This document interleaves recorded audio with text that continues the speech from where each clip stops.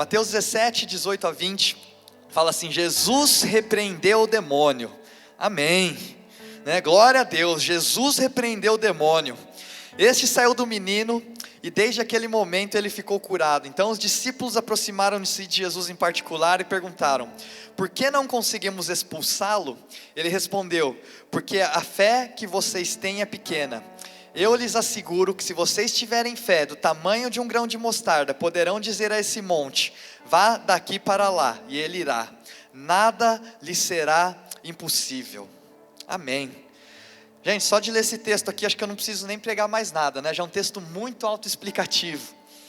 Mas eu quero falar um pouco sobre essa situação dicotômica que a gente tem aqui, entre uma grande montanha e uma pequena semente, um pequeno grão de mostarda. Acho que você já ouviu falar disso aqui antes, você já ouviu alguma pregação em cima disso antes, mas eu espero conseguir hoje, nessa manhã, te passar uma perspectiva nova e diferente em relação a esse texto aqui também. Então aumenta a sua expectativa aí, espero que não seja mais do mesmo para você, mas acho que Deus, Espírito Santo, Ele tem algo novo para falar com você nessa manhã. Eu não sei pelo que você está passando hoje, né? Eu não sei qual situação que parece gigantesca para você, mas a gente tem que se lembrar, se a gente tiver um pouquinho de fé, o nosso Deus, Ele é o Deus do pouquinho, né? Então vamos colocar esse texto em contexto. Então a gente começou aqui lendo, no final de uma história que ela é muito popular na Bíblia, né? A gente leu o final dela aqui, onde um rapaz, ele passou a sua vida inteira sob posse de demônio, né? Então é um rapaz que passou por muita dificuldade na sua vida, é um rapaz que fazia coisas que não queria fazer, é um rapaz que não sabia nadar e se via de repente no meio da água, é um rapaz que não tinha proteção ao fogo e de repente se via em cima do fogo queimando, né? Então a gente começa a ver que era uma situação difícil, ele passou a vida inteira sob possessão de demônio, né? E aí isso acabou virando então um dilema não só para ele, mas para toda a sua família. E aqui nesse trecho então, a gente vê que o pai desse rapaz, ele está em desespero, e ele decide então procurar os 9 discípulos. Por que 9 discípulos? Porque 3 discípulos de Jesus, eles estavam em cima do monte, né? Estavam no monte da transfiguração nesse momento. Então 9 discípulos que estão embaixo são procurados por esse pai que já está em desespero pela situação do seu filho, né? E o que acontece é que o pai, ele já estava numa situação em que ele estava perdendo o seu juízo, né? Então esse texto, essa mensagem, ela só vai fazer sentido para você se você já passou por alguma situação na sua vida, ou você passa, onde parece que você estava quase perdendo o juízo, sabe? Não é do tipo de problema em que você enfrenta e você continua sendo doce, não, é o tipo de problema que parece que não tem solução.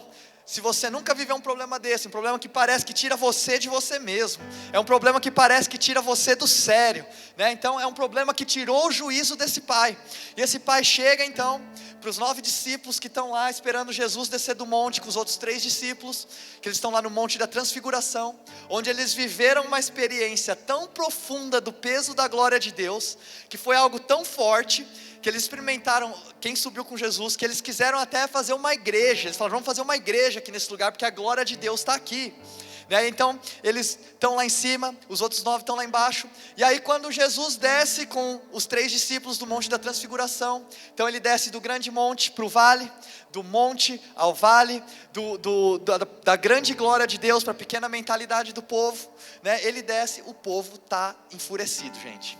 Quando Jesus chega no vale, que ele desce do monte, o povo está enfurecido, já estão tacando um monte de acusação em Jesus naquele momento. Por quê? Porque os 9 discípulos não conseguiram resolver a situação daquele pai, eles não conseguiram retirar o demônio daquele homem.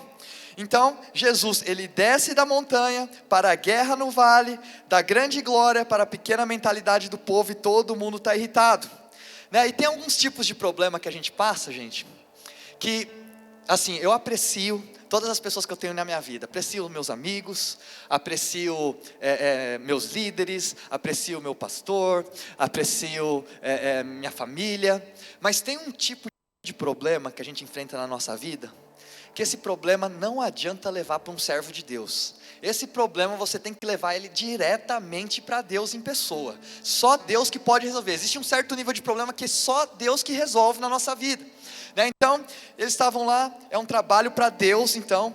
E quando eles levam esse rapaz para Jesus, ele começa a descascar as camadas do problema desse rapaz. Eu não sei se vocês se identificam com isso, né? Porque muitas vezes parece que os nossos problemas eles têm camadas, não é verdade? Não é só uma palavra. Jesus não chegou para esse rapaz e falou: seja curado em nome de Jesus, e de repente o rapaz estava curado. Não, Jesus ele começou a conversar com o pai, e aí depois quando ele conversa com o pai, ele entende algo sobre o filho, e aí quando ele entende esse algo sobre o filho, ele liberta o filho. Então, existem camadas dos nossos problemas, não sei se você já reparou nisso, né? Então, existe uma situação, que te levou a uma situação, por causa de uma outra situação que você teve, não é verdade? Então, existe um problema, muitas vezes dentro do seu problema, e muitas vezes, você fala assim: não é simplesmente uma palavra que vai resolver, porque de repente aquilo que você fala, ao invés de ajudar, pode criar outro problema, né? Então, parece que existem camadas de problemas, e Jesus começa a descascar essas camadas. Jesus começa então, as camadas de uma cebola, e aí Jesus então ele tem que lidar com a dualidade de fé do pai. Por que dualidade de fé do pai? Porque será que você pode crer e não crer ao mesmo tempo? Será que você já experimentou isso antes na sua vida? Será que você já experimentou talvez ter fé, mas duvidar ao mesmo tempo, ou questionar ao mesmo tempo? Será que a gente não passa por isso também? Será que você já não estava muitas vezes pisando na promessa que Deus tem para a sua vida e duvidando da promessa ao mesmo tempo? Né? Então, existem camadas, e Jesus está descascando essas camadas, Jesus está descascando a dualidade, a mentalidade do pai naquele momento. E aqui, gente, a gente tem que falar, essa é uma mensagem para pessoas de verdade, sabe? Não é para pessoas que a sua fé nunca balança, ou que você nunca tem dúvidas ou questionamentos, ou que você é uma pessoa que tem uma linha reta de pureza e santidade na sua vida, sabe, que não tem contradições. Hoje eu quero falar com pessoas que têm contradições na sua vida, eu quero falar com pessoas reais, com pessoas verdadeiras aqui nessa manhã. Eu sou uma dessas pessoas também. Então Jesus, ele curou aquilo que 9 discípulos não conseguiram curar. Jesus ele fez algo a mais do que os discípulos achavam que ele podia fazer. Então Jesus estava primeiro demonstrando que o que era impossível para eles era possível para Jesus, e ele estava indo além daquilo que eles já conheciam de Jesus. Quer dizer que Jesus ele estava colocando a barra mais para frente do que aquilo que os discípulos conheciam naquele momento. Então, e Jesus cura esse homem na frente de uma multidão. Jesus fez isso na frente de todo mundo, sabe? Quando a multidão começa a se dissipar, aí os discípulos chegam para Jesus e fazem uma pergunta, e é sobre isso que eu quero falar com vocês hoje. É o pós-milagre aqui que a gente viu. Eles tentam buscar um entendimento, mesmo após a falha. Então, para nós, buscar um entendimento após a falha é algo extremamente importante na nossa vida. Senão a falha ela se torna desperdiçada quando você não entende o porquê. Sabe, eu não sei o que é pior para nós, a falha ou a confusão do porquê. Então, os discípulos eles querem ter um entendimento sobre o que acabou de acontecer ali. A questão que eles têm é muito maior do que somente admitir que eles falharam, porque eles não conseguiram curar o endemoniado. E eles estão aqui, a gente falhou, e a gente quer chegar para Jesus e perguntar por que isso não falhou, por que isso não funcionou. E olha só que interessante, isso mostra um pouco da mentalidade dos discípulos para a gente. Porque se os discípulos estavam chegando para Jesus para questionar por que eles falharam, a primeira coisa que a gente entende dessa mentalidade deles é que eles esperavam que fosse dar certo. E sabe o que acontece? Pelo menos, né, Jesus, ele lidava com pessoas que estavam esperando ter sucesso. Mas na maior parte do tempo, a gente tem que lidar com pessoas que estão esperando falhar o tempo inteiro. Não é verdade? Então isso mostra a mentalidade que os discípulos tinham. Eles tinham a mentalidade de que aquilo lá ia dar certo, que aquilo ia funcionar. E quando não funcionou, eles foram perguntar e questionar para Jesus. Então muitas vezes quando a gente falha com alguma coisa, a gente tem que aprender a questionar por que a falha aconteceu. Porque quando a gente questiona a falha, a gente tira algo dela. A falha não deixa de ser simplesmente um buraco na sua vida, um ponto negativo, mas você consegue extrair da falha algo que você pode aplicar para a sua vida, ou talvez algo que Deus está querendo te ensinar, para que você possa ter lucro através de uma performance ruim, ou através da falha, e buscar uma resolução, porque isso aconteceu. Porque a nossa mente humana, ela não foi feita para ficar no desconhecido. A nossa mente humana, ela foi feita para questionar e querer entender o porquê das coisas. Você não é assim, gente? Você quer entender porquê, ou como é que as coisas acontecem? E isso, por um certo lado, ele é positivo, porque a nossa necessidade de entender o porquê das coisas, isso faz com que a gente seja criativo, e isso faz também com que a gente seja inovador. Mas ao mesmo tempo, a nossa necessidade de saber o porquê e resolver as coisas, muitas vezes faz com que a gente, na nossa mente, pelo lado negativo então, a gente crie uma resolução para alguma coisa que a gente está experimentando, vivenciando na nossa vida, ou uma situação que você está passando, pode ser na sua vida, ou pode ser num relacionamento, e você começa então a criar uma resolução para esse problema na sua cabeça, para que você consiga resolver e ter paz em uma situação. E isso não diretamente é positivo, né? Quantas vezes a gente vê que a gente toma decisões precipitadas, ou a gente toma conclusões precipitadas, às vezes em relacionamento com pessoas, porque a gente precisa concluir alguma coisa. Dá um exemplo aqui, você está uma amizade com alguém, aí você liga uma vez, a pessoa não atende, e aí a pessoa não te retorna, aí depois você manda uma mensagem, aí você vê que a pessoa viu, ficou azulzinho 2 vezes, né? E aí a pessoa não te respondeu a mensagem também.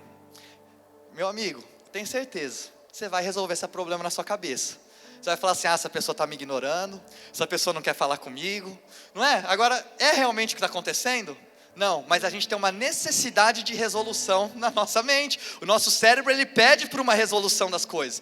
E isso faz com que a gente seja criativo pelo lado positivo, que a gente seja inovador pelo lado positivo, mas ao mesmo tempo faz com que a gente tire conclusões precipitadas das situações, né? Então, quando a gente passa por essas coisas, a gente precisa resolver esse conflito interno que a gente está vivendo. E aqui a gente vê então que muitas vezes a gente não cresce nas situações de falhas, porque a gente não chega a um ponto de vulnerabilidade, onde a gente consegue questionar aquilo que realmente está acontecendo. Então para nós, esse sinal dos discípulos é um sinal de muita maturidade, porque os discípulos estão questionando a sua falha, eles querem chegar para Jesus e perguntar, Jesus, o que aconteceu? Por que eu falhei? Por que isso não deu certo? E a gente tem que ir nesse lugar nas nossas vidas. É difícil, gente, é difícil quando as coisas dão erradas, você realmente olhar para dentro de você e ver o que você poderia ter feito diferente. Então, agora a multidão ela está se dispersando. Então, quando a multidão se dispersa, é quando a aula de verdade começa. Porque quando a multidão se dispersa, é quando os discípulos chegam em particular para conversar com Jesus. E eu tenho aprendido uma coisa na minha vida, gente. Jesus, Ele nos ensina quando a multidão dispersa. Pode ser que você venha aqui no culto, onde existem várias pessoas aqui, vamos chamar isso aqui de uma multidão. E aí você é uma pessoa viciada em multidão. Então o seu relacionamento com Deus, ele é baseado em multidão. Você vem aqui, você recebe ensino, você recebe um toque da presença de Deus, e aí você sai daqui achando que isso é o suficiente. E muitas vezes o que você recebe aqui, porque você está recebendo algo, você aplica isso na sua vida, e isso vai trazer um resultado para a sua vida. Mas apesar de trazer um resultado para a sua vida, isso não quer dizer que você vai estar bem. Não significa porque as coisas estão dando certo que você está bem. Então, o que eu aprendi na minha vida, é que muitas vezes a gente pode ser viciado em multidão, mas aí você é somente um frequentador de igreja. Você vai se tornar um cristão verdadeiro a partir do momento que você entender que a verdadeira lição que Deus tem para você, ela não acontece na multidão, mas ela acontece no seu secreto.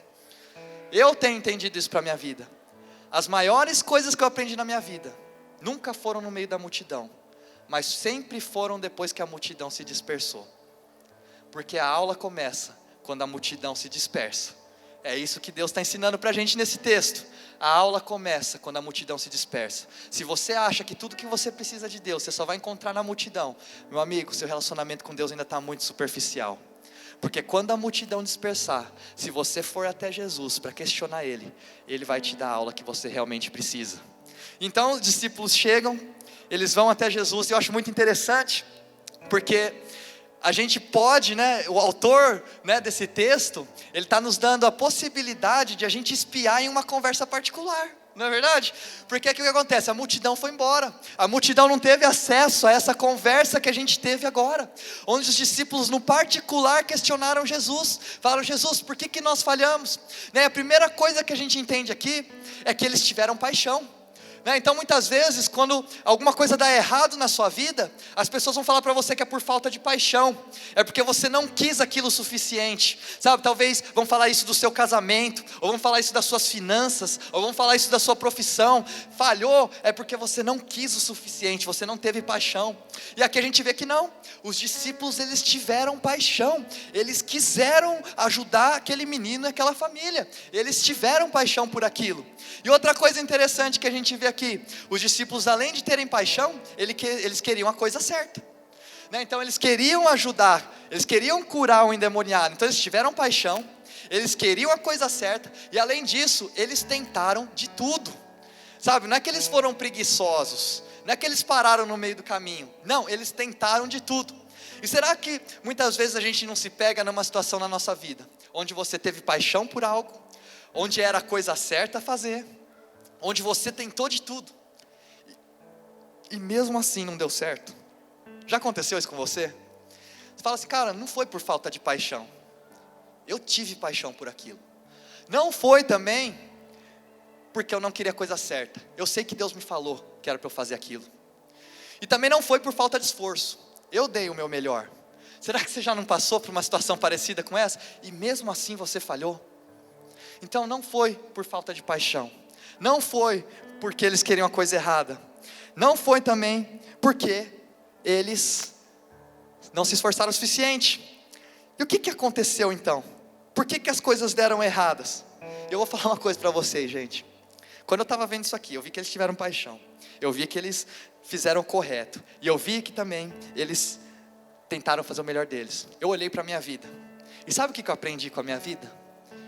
Eu entendi na minha vida, que as coisas que eu mais aprendi, as vezes que eu mais me desenvolvi, as vezes que eu mais amadureci, sabe quando foi? Quando eu falhei. Quando eu falhei, foi quando eu mais aprendi. Se a gente pega um bebê, uma criança que está aprendendo a andar, como é que a criança aprende a andar? Tropeçando, não é verdade? Ela tropeça, ela levanta de novo, mas toda vez que a criança tropeça, ela aprende algo novo sobre como se balancear e ficar de pé, até que uma hora ela começa a andar. Eu entendi que os maiores aprendizados que eu tive na minha vida, nunca foram nos meus sucessos, mas sempre foram nas minhas falhas, sempre foi quando as coisas deram errado, sempre foi quando eu falhei.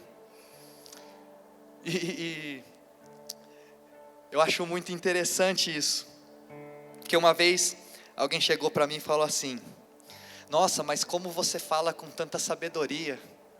Eu falei, sabe por que eu falo com tanta sabedoria? Porque eu sou muito estúpido, eu errei tanto na minha vida, que toda a sabedoria que eu aprendi, foi nos erros que eu fiz, foi errando que eu aprendi a deixar de ser estúpido. A gente aprende nas nossas falhas, a gente aprende quando a gente erra, e a gente vê aqui então, que sabedoria ela é feita através de decisões estúpidas que a gente faz ao longo da nossa vida. Jesus chega para ele então e dá uma resposta, ele fala assim, sabe por que vocês falharam? Vocês falharam porque vocês não tiveram fé, faltou fé a vocês, vocês falharam no físico por causa de algo que faltou para vocês no espiritual, vocês perderam o que vocês podiam ver, porque por causa de algo que faltou em vocês que vocês não podem ver. E quantas vezes a gente luta batalhas espirituais através de modelos físicos e a gente não entende porque as coisas dão errado. Então aqui Jesus está falando, faltou fé, faltou perspectiva correta para vocês. Sabe, eu passei recentemente por algo que me deixou muito chateado. E era algo assim, foi algo pesado. E quando eu estava passando por isso, eu comecei a notar assim, falei, poxa, é pesado isso aqui que eu estou passando, é difícil. Mas eu falei assim, poxa, eu estou conseguindo dormir. Aí eu falei assim, essa era uma situação que se eu passasse antigamente, ou se as pessoas passam por uma situação parecida com a que eu estou passando hoje, as pessoas não conseguem dormir, eu estou conseguindo dormir. E aí eu comecei a enxergar, comecei a olhar para a minha vida, eu comecei a ver que o diabo ele é repetitivo, gente. Se você começar a olhar a forma como ele te ataca, você vai olhar para trás, você vai ver que ele já fez parecido lá atrás. Talvez hoje mudam os nomes, talvez muda a intensidade, mas é parecido. E aí que eu comecei a entender, falei, cara, hoje eu sou mais forte. Falei para o diabo, hoje eu sou mais forte. Hoje não é mais tão fácil para você me fazer chorar. Hoje não é mais tão fácil para você me derrubar. Hoje não é mais tão fácil para você me desmotivar. Eu não sei quando que eu consegui isso, eu não sei onde que eu consegui isso, mas eu sei que hoje eu tenho esse pouquinho, eu sei que esse pouquinho hoje me fortalece. E você não vai conseguir mais me manipular da maneira como você me manipulava antes. Pouquinho, gente, é um pouquinho. Eu não sei onde que eu consegui isso, eu não sei como que eu consegui isso, mas através da minha história, através da minha vida, eu fui vendo que toda vez que eu falhava, Deus me ensinava alguma coisa nova. Eu não estou falando para vocês que eu não tenho limite, eu não estou falando para vocês que eu não sinto o problema, mas o que eu estou falando para vocês, que as coisas que me pegavam há 5 anos atrás, hoje já não me pegam mais, porque o Espírito Santo tem me fortalecido, Deus tem me fortalecido, de pouquinho em pouquinho, de pouquinho em pouquinho.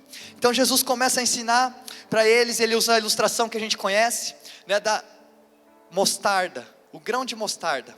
Então ele está falando sobre a grande montanha e o pequeno grão de mostarda, né? E gente, o que a gente pode entender aqui? Fé é algo muito poderoso. Ele está falando assim, gente, o que você precisa para mover essa montanha aqui é um pequeno grão de mostarda, sabe? Não usa demais a fé, porque senão você vai explodir o planeta. Fé é algo concentrado, sabe? Deus está falando, você quer mover essa montanha? Não usa um copo de fé, porque se você usar um copo de fé, você vai fazer uma cratera aqui na terra. Ele está falando assim, fé é algo concentrado, você precisa só de um pouquinho de fé, é só um grão de mostarda de fé. Eu tenho uma foto aqui, porque eu não sei se vocês já viram o tamanho de um grão de mostarda. Tem como colocar para mim? Olha lá, gente. Olha para o seu dedo, pega esse dedo aqui, ó. Olha para o seu dedo e olha para a foto ali. Imagina o tamanho do grão de mostarda.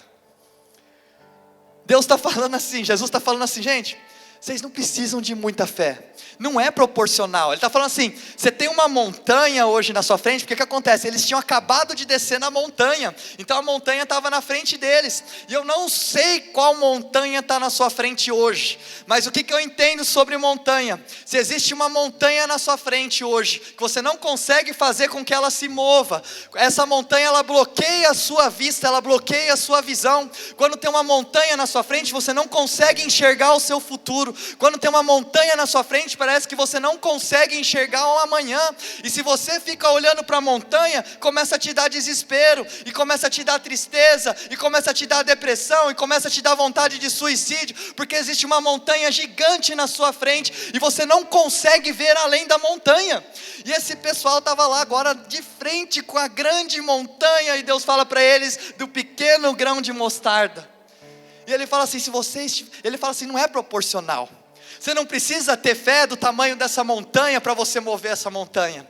O que ele está falando é, se você tiver fé do tamanho de um grão de mostarda, você move essa montanha. Se você tiver fé do tamanho de um grão de mostarda, você vai olhar para essa montanha e vai falar, mova-se, e essa montanha ela vai sair da sua frente. É isso que Jesus está ensinando para a gente nesse trecho. Não é proporcional, porque Jesus ele não faz as coisas como a gente faz. Jesus ele não vê as coisas como a gente vê. Jesus ele não entende as coisas como a gente entende. Ele tem um entendimento muito maior. Então a promessa que ele tem para nós, ela nunca vai ser proporcional. Olha só o tamanho, o contraste do tamanho do grão de mostarda com o tamanho da montanha. E uma coisa assim, gente, se você falar hoje para a montanha que está na sua frente, mova-se, e você tiver fé, essa montanha vai sair da sua frente. Você tem fé aqui nessa manhã?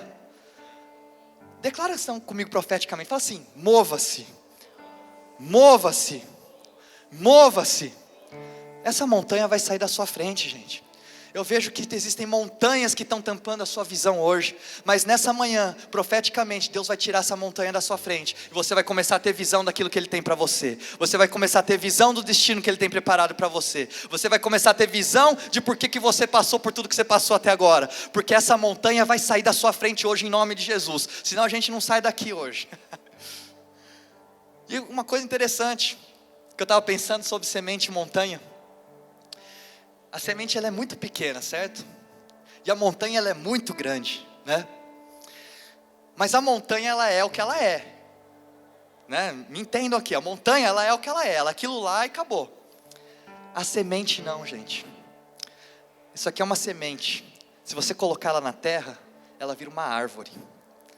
E aí essa árvore vai gerar novas sementes. E essas sementes vão gerar novas árvores. E de repente você tem um campo inteiro cheio de grão de mostarda. E de repente você tem 2 campos inteiros cheios de grão de mostarda. Sabe por quê? Porque a montanha está morta, mas a semente ela está viva. A semente, ela está viva.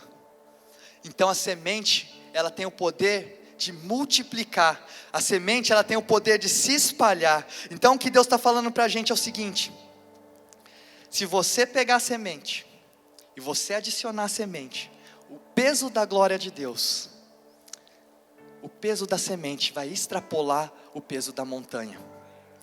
Então quando a glória de Deus, o peso da glória de Deus cai sobre a semente, de repente ela vira algo desproporcional.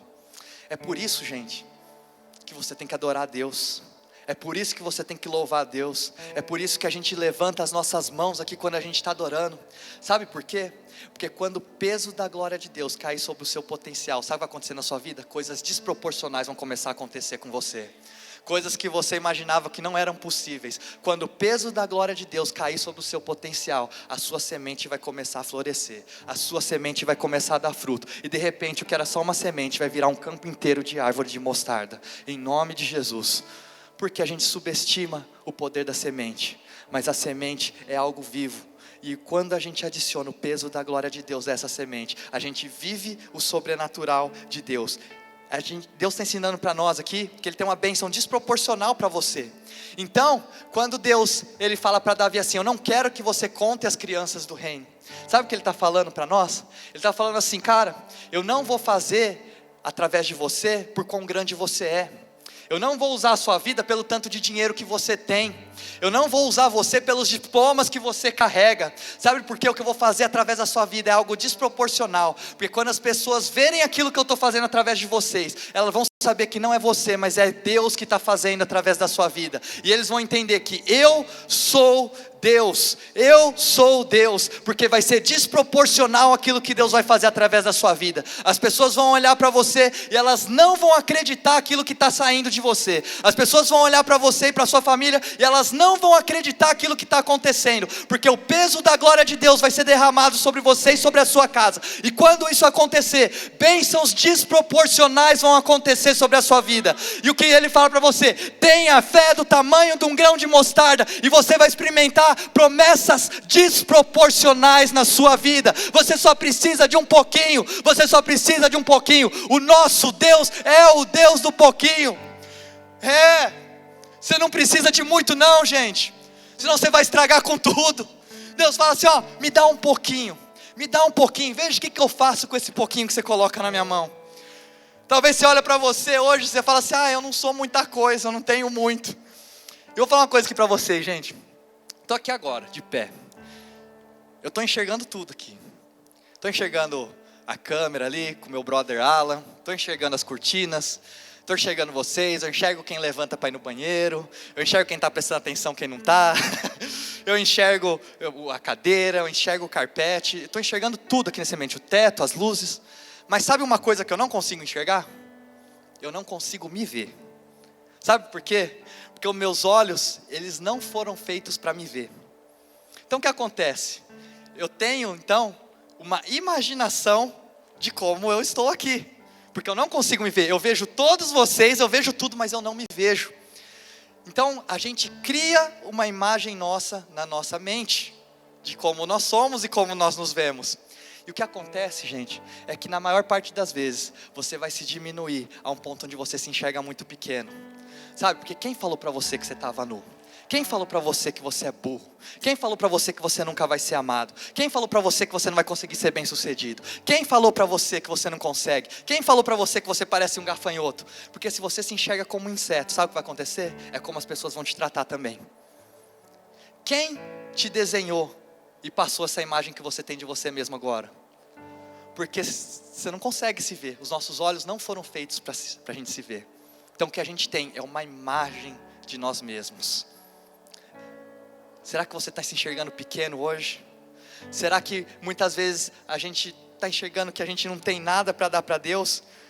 Quem tem desenhado você? Porque sabe uma coisa que vai acontecer na sua vida? A bênção ela vai ser desproporcional, então não vai fazer sentido. É isso que eu entendi. Não vai fazer sentido. Poxa, se eu fosse mais novo hoje, mas se eu tivesse mais conhecimento, mas eu sou recém-convertido, Deus, não é possível que você vai pegar esse pouquinho de dinheiro que eu tenho aqui e você vai transformar isso na promessa que o Senhor está falando para mim. Meu irmão, a promessa que Deus tem para a sua vida, ela é desproporcional.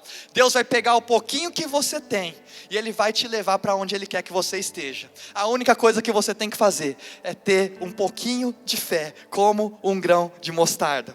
E aqui para encerrar, a maior plateia que Jesus ele já pregou, foi uma plateia que eles dizem que era de 5.000 homens, sem contar mulheres e crianças. Então era uma grande multidão. E Jesus deu uma grande mensagem nesse dia. Tanto é que a mensagem ela foi tão grande que as pessoas começaram a ficar com muita fome e quase desmaiaram. Então, quando Jesus ele estava pregando para uma grande multidão, ele pregou uma grande mensagem, e aí os discípulos chegam para ele com um grande problema também.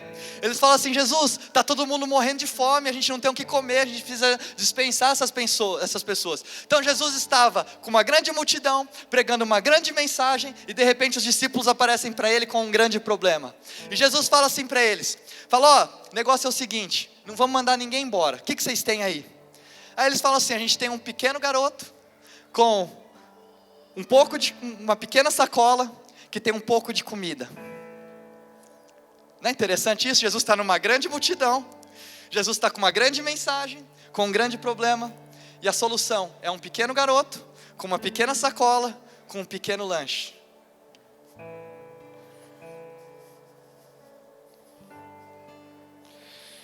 Tudo que você precisa é um pouquinho. Tudo que você precisa é um pouquinho. Fala para quem está do seu lado assim: eu tenho um pouquinho. Eu tenho um pouquinho. O nosso Deus, Ele é o Deus do pouquinho. Eu quero profetizar hoje na sua vida, que através do pouquinho que você tem, Deus está para mover algo grande na sua vida com algo pequeno. Você não precisa desistir. Você não precisa ter medo. Sabe, você está desesperado hoje, e tudo que você tem é um pouquinho. É tudo que Deus precisa. Se você está cansado e você está desmotivado, e tudo que você tem na sua sacola hoje é só um pouquinho, eu quero pregar para você que o nosso Deus, Ele é o Deus do pouquinho. Ele pega o pouquinho que você tem e Ele vai fazer coisas desproporcionais e vai transformar isso em algo grande para a sua vida. Você recebe isso em nome de Jesus? Então eu queria convidar você que hoje pode falar que tem um pouquinho de fé, você que tem um pouquinho de coragem, você que tem um pouquinho de alegria, você que tem um pouquinho de talento, eu queria te convidar a ficar de pé hoje. Se você é uma dessas pessoas que você tem um pouquinho hoje, fica de pé no seu lugar.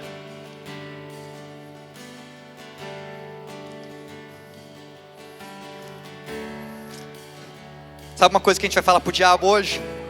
Ele vai falar assim: diabo, quando você me atacou, quando você me roubou, você devia ter levado tudo. Sabe por quê? Agora você deixou um pouquinho. E um pouquinho é tudo o que eu preciso. É tudo o que eu preciso. Se Deus deixou um pouquinho na sua vida, é tudo o que Ele precisa para fazer algo grande através da sua vida. Esse pouquinho que você enxerga dentro de você hoje, é o que Ele precisa para transformar uma geração, para transformar a sua família, para transformar a sua casa, para trazer o sucesso que você sonha. O nosso Deus, Ele é o Deus do pouquinho. Sabe, você não precisa, não é proporcional, você não precisa de muito, mas hoje Ele fala para você: se você tiver um pouquinho, a montanha vai sair da sua frente. Você vai falar: mova-se, e essa montanha vai sair do lugar, essa montanha vai sair da sua frente, e você vai sair daqui nessa manhã com visão do seu futuro. Você vai sair daqui nessa manhã com visão do seu destino. Você vai sair daqui com visão nessa manhã